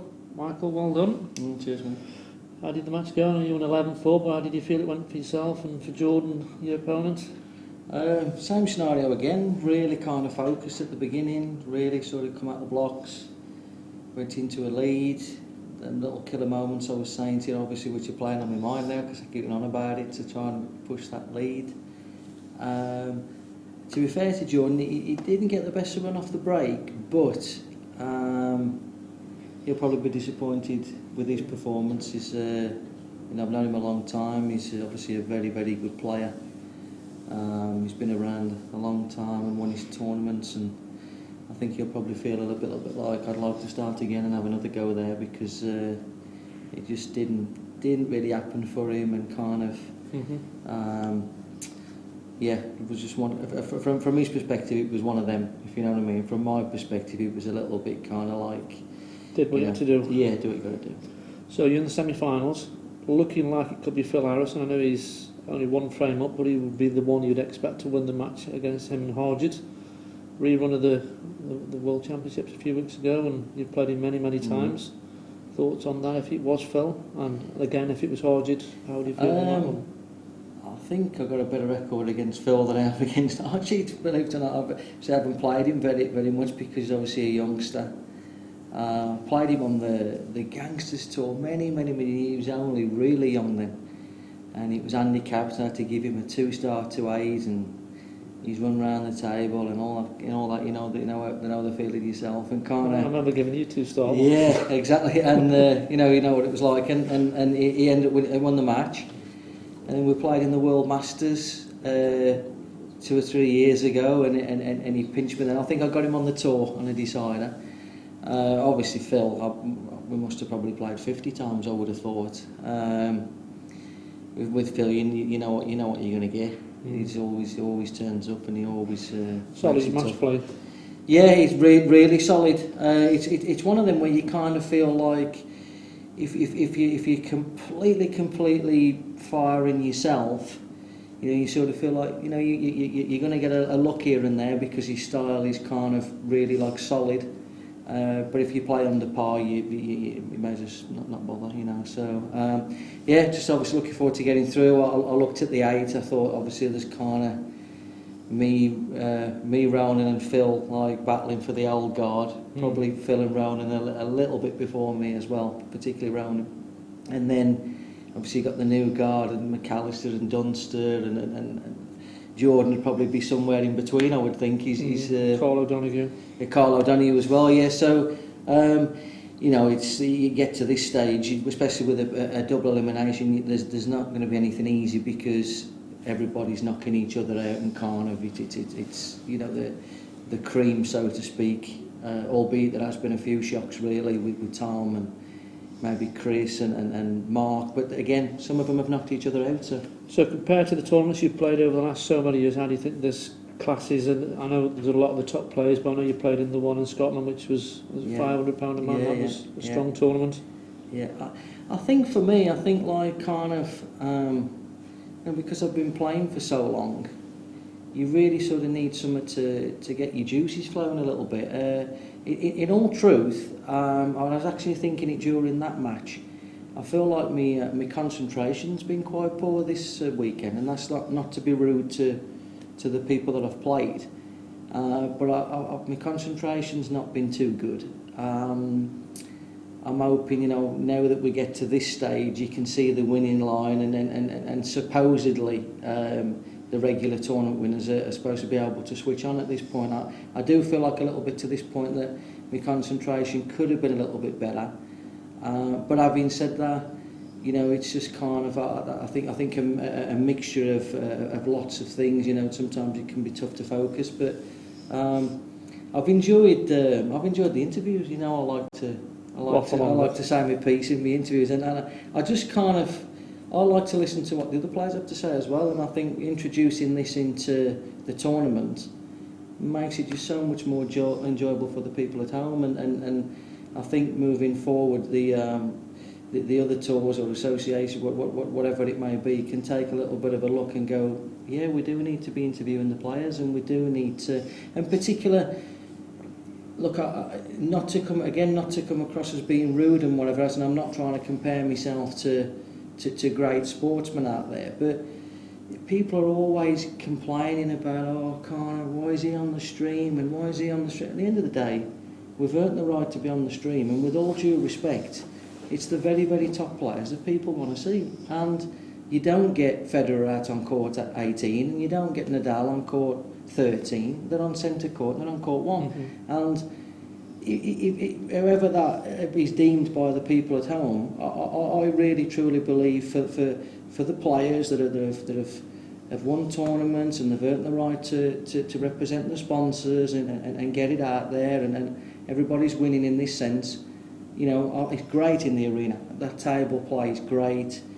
I feel comfortable out there because you know, like that kind of, you feel like you're in a match. Yeah. You feel like you're in a match, and you know yourself, you know, it's not always easy in the hotels when you're on table 12, stuck up the corner, 9 o'clock in the morning, and you're almost saying, what am I doing here? Why am I? I've played for 20 years, and I can't even get a game on the stream table. I'm on table 12.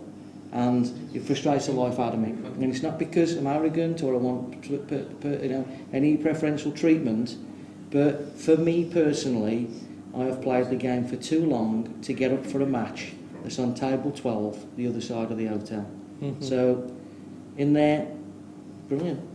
I mean, I do try to give everybody a chance, but to have a chance, you have to be in a proper match. You know, we've had somebody said there was 6 out of 8 that were on the stream 2 in a row, but I think that was Phil against Chris, and I think you played Lakin. So there was matches that people want to watch, and that's why we put those matches on. Well, you've seen the draw. So Chris Mellin, I would probably say, is the most entertaining player to watch in the whole tournament from my personal point of view. He's played like the last tournament winner, Scott Gillespie. He's then due to play Darren Appleton, again, if not the best player I've ever played in the top 1 or 2 or 3. Then, you know, he's going to play Phil Harrison, and at the end of the day, then Tom Cousins. So he's got to be on there, isn't he? It's just, you know, if the game's ever going to go anywhere, and it's, you know, whether it's supposed to or not, if the likes of Chris Mellin, the likes of Darren Appleton, and if Gareth was playing, if they were on the stream table every match, if that was deemed to be the right thing, I wouldn't complain about it, because I just think it's the right thing to do. Yeah, I think there's a balance, but we do try to get, you know, the matches that the viewers want to watch. I get messages all the time, got to have that one on, got to have that one. Well, we do get most of the big matches on. And I tell you what I did think was a good touch. You know, obviously a lot of people know that I go to Australia a lot, and I have done now for a few years. They're mad on their pool there, and it was great Jake coming over. I've known Jake for a long time, and it was really good to see him come over and to put him a match on the stream, because I know how mad the Aussies are back home and how keen they are to watch, you know, particularly with it being Jake, because he's very well liked over there, very well supported. I thought it was a really good move for the tournament as well. Well, definitely, and we might be able to get a few more over. Your Delahunties and other players might see that and think, I want a piece of that, and that's what we strive to do, to get people over from all around the world. I mean, we had a young lad from Malta, Ryan Passini, got to the last losers round. He did really well. Yeah. So it's important to get the game out there, but they need to be playing the players in the arena. Yeah, the biggest thing from your perspective is, you want to put a tournament on, but the reason that you go into effort with the stream is because you want to get it out there. You want to get the game out there, and you want to encourage more people to play, whether it be juniors, whether it be international players. And I just feel like moving forward, if you've got the likes of the Southern Hemisphere players coming over, or if Christophe Lambert was to come over, or whatever, for example, I just feel like it's a good move to put them on the stream, because them countries are crazy about eight-ball, and they want to see it. Yeah, well, I agree with nearly everything you said. Good luck in the semi-finals, and we'll see you draw. Okay, thanks very much, folks. So we're down to the semis at the moment. Still quarter-final matches going on, and we'll choose the next stream match as we get the results in. So we'll see what comes shortly. Speak to you soon.